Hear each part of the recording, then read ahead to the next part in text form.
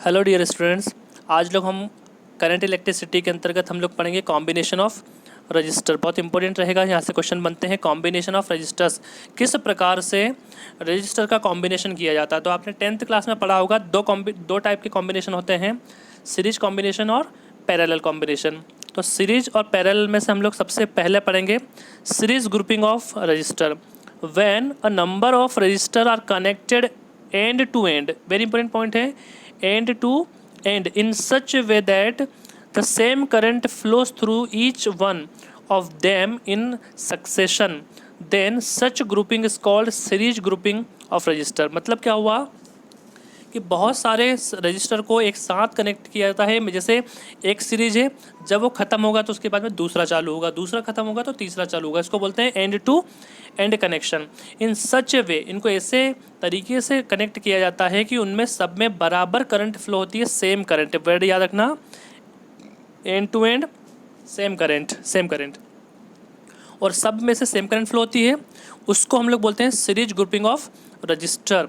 समझेंगे, the series grouping of 3 resistors R1, R2, R3 is shown in below figure and its equivalent circuit is also shown। तो हम देखेंगे, हमारे पास में एक सर्किट दे के रखा है, सिंपल सा सर्किट है 10 क्लास का। ये है हमारे पास में R1, ये है R2 और ये है R3। हमने इनको यहाँ से ऐसे कनेक्ट किया, देखिए सेम कनेक्शन है दोनों का।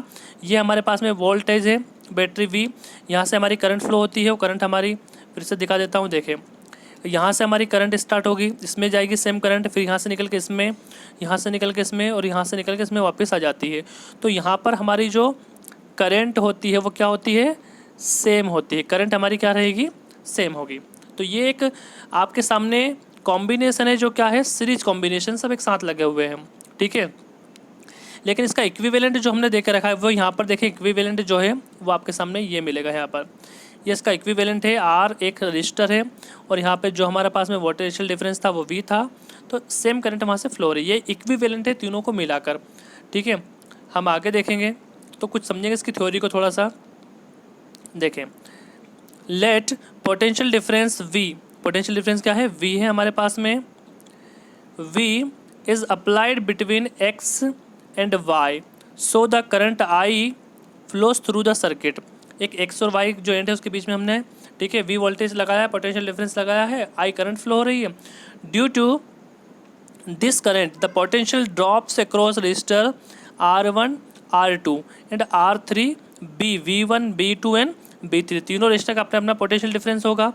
तो वहीं से हम ओम्स लॉ से देखेंगे, V1 इक्वल्स टू, ठीक है, I R1, V2 equals to I R2, V3 equals to I R3। As you know that current will be same in series grouping. अच्छे से याद कर लीजिएगा कि जो आपके सीरीज कॉम्बिनेशन होता है उसमें आपकी करंट सेम होती है। Obviously the potential difference between the point A and B is V equals to V1 plus V2 plus V3। ये इन तीनों का कॉम्बिनेशन होगा। आगे देखेंगे, in the equivalent circuit the potential difference developed across the ends of equivalent resistor that is between the point X and Y then by Ohm's law। अब हम Ohm's law लगा देंगे यहाँ पे। तो Ohm's law हम जानते हैं अच्छे से, ये है V इक्वल्स टू होता है हमारे पास में I इंटू R। तो यहाँ से हम लोग इस V की वैल्यू IR पुट कर देंगे। सबसे पहले ये IR हो गया, तो हमारे पास में करंट तो सब जगह सेम होगी I, लेकिन R देखो यहाँ पे R1, R2 और ये R3। अब इनमें से हमें तीनों में से I सेम है, तो हमने I को कॉमन ले लिया यहाँ से।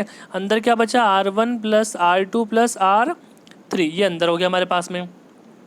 अब आगे देखेंगे, इस I से ये वाला I कैंसिल आउट हो गया, तो बचा क्या हमारे पास में लास्ट में, R equals to R1 plus R2 plus R3। इसका मतलब क्या हुआ कि सीरीज कॉम्बिनेशन में जितने भी सारे रजिस्टर लगे होते हैं सबको जोड़ दो आपस में फटाफट।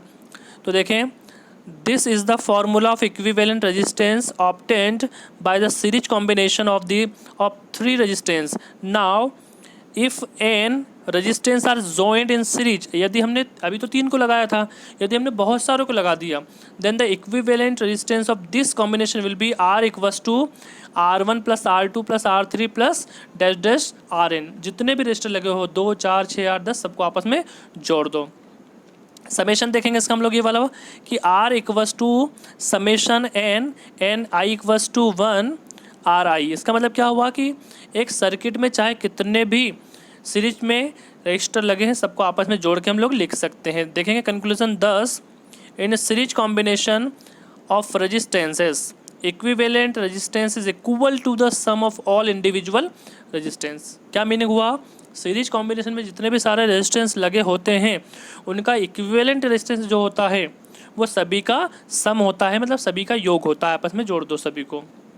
एग्जाम्पल्स, ठीक है, if the resistance are equal then the equivalent resistance of the circuit will be R S equals to N R. मतलब जैसे मान लो 2 ओम का है, एक भी दूसरा भी 2 ओम है, तीसरा भी 2 ओम है, चौथा भी 2 ओम है, तो सभी को हम लोग जोड़ सकते हैं। कैसे? 2 कॉमन ले लिया हमने और हमारे पास में क्या था 4, तो 4 2 ज़ा 8। इस प्रकार से हम डायरेक्ट इसको कॉमन ले सकते हैं। आगे बढ़ेंगे हम लोग, कुछ नोट वाला पॉइंट देखेंगे। Note, electric current flows through the each resistor in series combination is equal to the current supplied by source.